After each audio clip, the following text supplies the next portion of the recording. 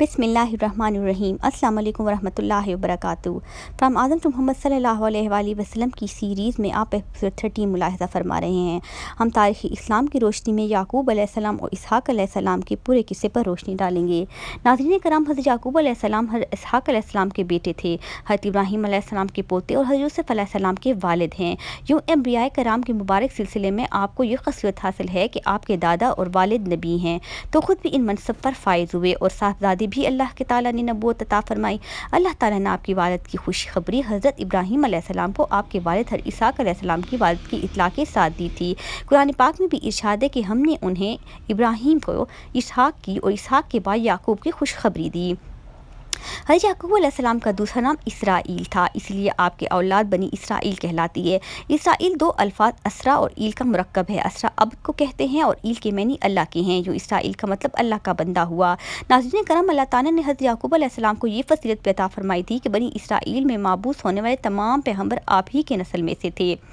हज़रत इसहाक़ अलैहिस्सलाम के दो जुड़वां बेटे मुहीस और याकूब थे। आप अलैहिस्सलाम को बड़े ज़्यादा मोहब्बत थी, जबकि अहलिया याकूब को ज़्यादा चाहती थी। रिवायत में है कि इस दिन हज़रत इसहाक़ अलैहिस्सलाम ने बड़े बेटे से शिकार का गोश्त खाने की ख्वाहिश का इजहार किया और मुहीस वालिद के ख्वाहिश पर फ़ौरन शिकार के लिए चले गए। लेकिन इसी असना में वालिदा ने हज़रत याकूब अलैहिस्सलाम से कहा कि बकरी ज़िबा करके वालिद को खाना पेश कर दो और उनसे दुआएं ले लो। हज़रत याकूब अलैहिस्सलाम ने वालिदा के मशवरे पर ऐसा ही किया। लेकिन जब बड़ा भाई नाज़रीन कराम गोश्त भून कर वालिद की खिदमत में लेकर गया और इसे हकीकत का इल्म हुआ तो हज़रत याकूब अलैहिस्सलाम का दुश्मन बन गया। वालिदा ने जब ये देखा तो उन्होंने हज़रत याकूब अलैहिस्सलाम को फौरी तौर पर अपने मामू के पास इराक़ के शहर हरान जाने की हिदायत की।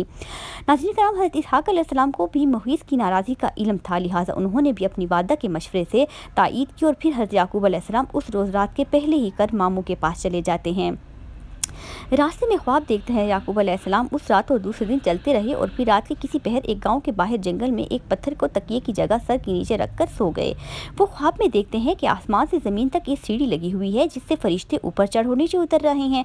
नाज़रीन कराम, इसी दौरान अल्लाह ताला ने हज़रत याकूब अलैहिस्सलाम से मुखातिब होते हुए कहा, मैं तुझको ऐन करीब बरकत दूंगा और तेरी औलाद की कसीर कर दूंगा। ये ज़मीन तेरे लिए कर दूंगा और तेरे बाद तेरी औलाद के लिए भी। जब हज़रत याकूब अलैहिस्सलाम से बेदार हुए तो उन्होंने खुशी थे आपने मन्नत मानी कि अगर वो अपने वालिदैन की तरफ सलामती के साथ लौट गए तो इसी जगह जहाँ ख्वाब नज़र आया था अल्लाह अज़्ज़ा वजल की इबादत के लिए एक घर बनाएंगे।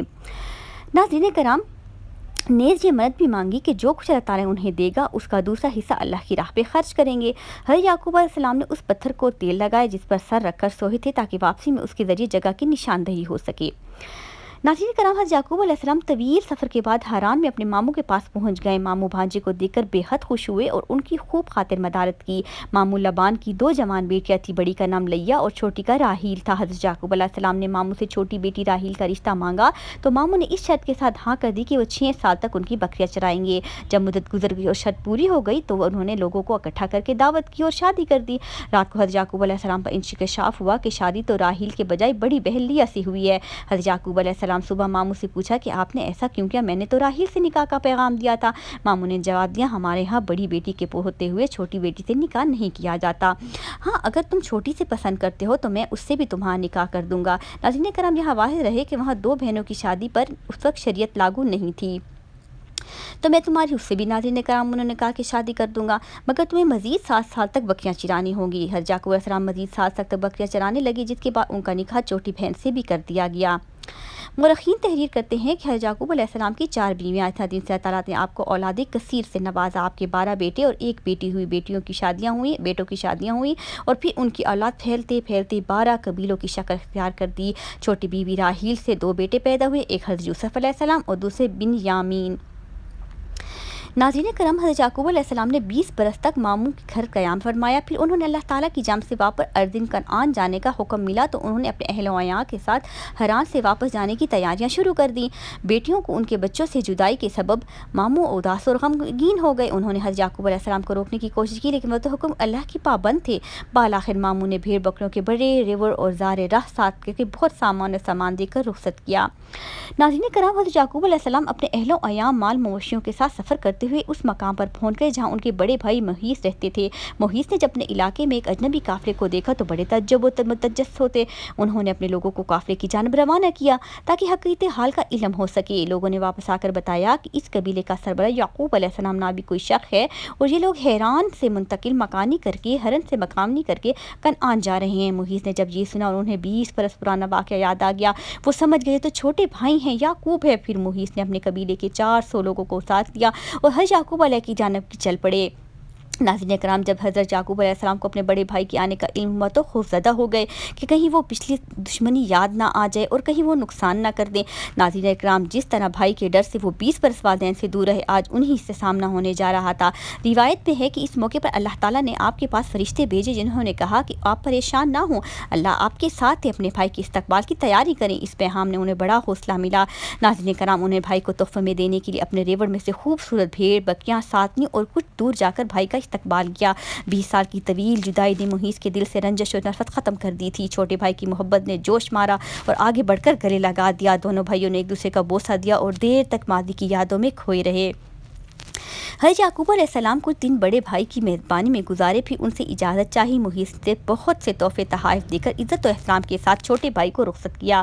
حضرت یعقوب علیہ السلام اچھی طرح یاد تھا کہ 20 سال پہلے جب وہ اپنے ماموں کے پاس جا رہے تھے تو انہوں نے منت مانی تھی کہ اگر وہ اپنے والدین کے پاس سلامتی کے ساتھ لوٹ گئے تو جس جگہ خواب دیکھا وہاں اللہ کا گھر بنائیں گے۔ لہٰذا وہ 20 سال پرانے راستوں کو یاد کرتے ہوئے یروشلم کے قریب اس بستی تک پہنچے جس پہ باہر انہوں نے قیام فرمایا تھا۔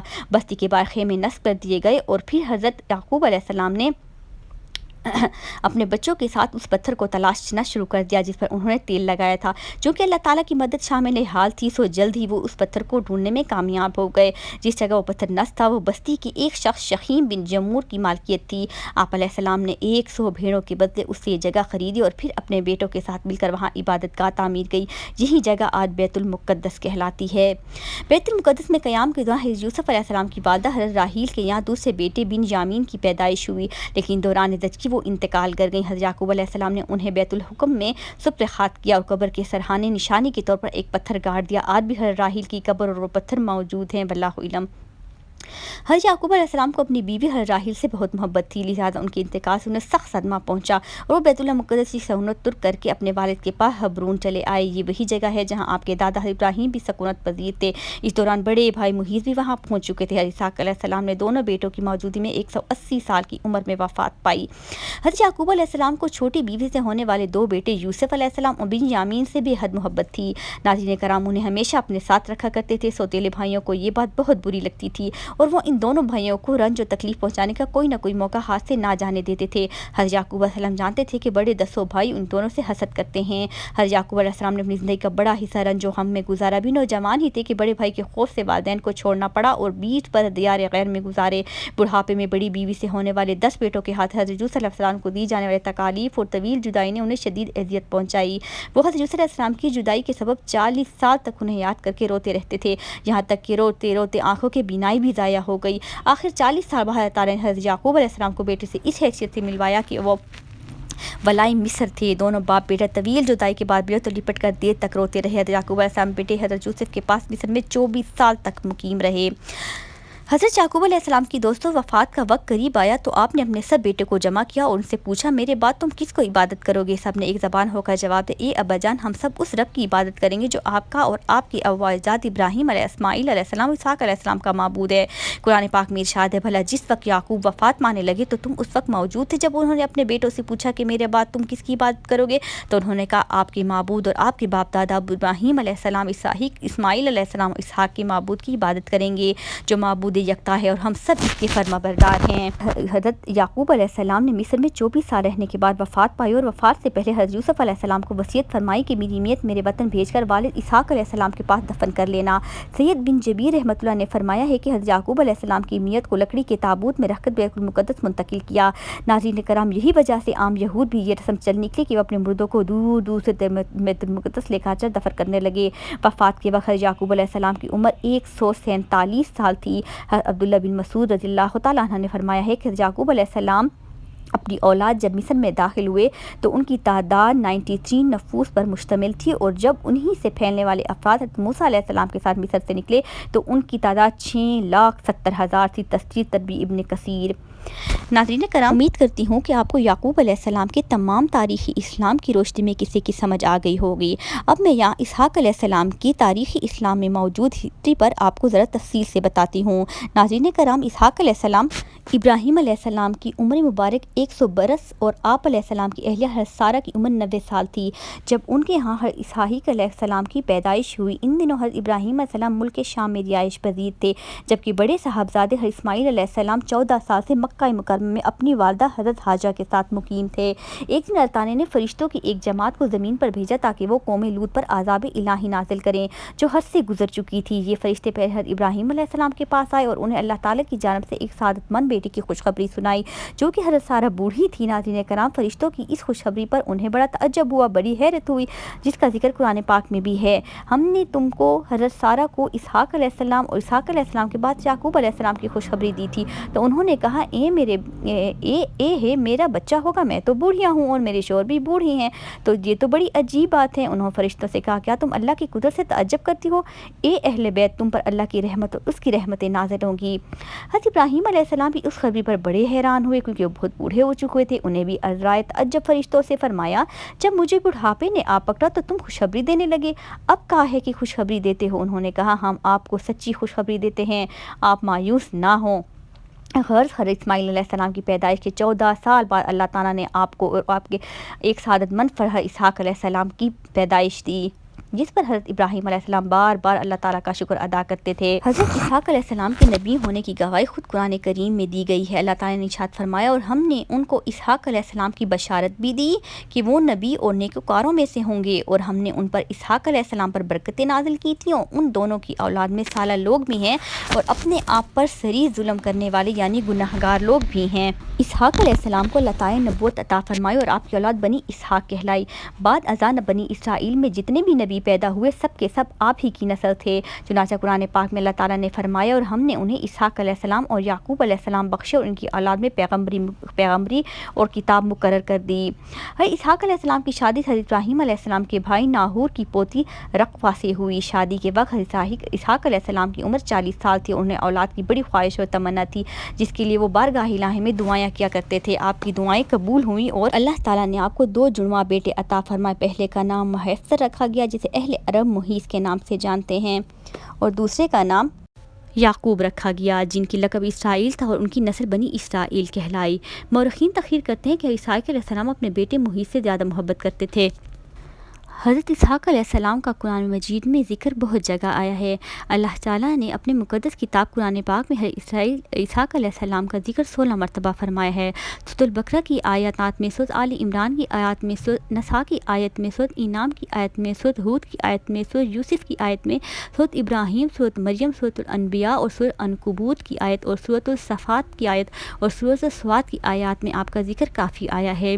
حضرت اسحاق علیہ السلام نے 180 سال کی عمر میں وفات پائی، جبکہ بعض کتب میں 160 برس تحریر ہے۔ وفات کے وقت آپ کے دونوں صاحبزادے محیص اور حضرت یعقوب علیہ السلام آپ کے پاس موجود تھے، جنہوں نے آپ کو اپنے دادا ابراہیم علیہ السلام کے پہلو میں دفن کیا۔ بعض محققین نے حضرت اسحاق علیہ السلام کے زمانے کا تعین 23 صدی قبل مسیح کیا۔ ناظرین، یہاں کی اختتام کو پہنچتا ہے اور یقین کرتی ہوں کہ بہت سے معلومات میں آپ کا اضافہ ہوا ہوگا۔ لائک، کمنٹ اور شیئر کرنا مت بھولیے گا اور اپنی اظہار رائے سے مجھے ضرور آگاہ کیجیے گا۔ جزاک اللہ، اللہ نگہبان۔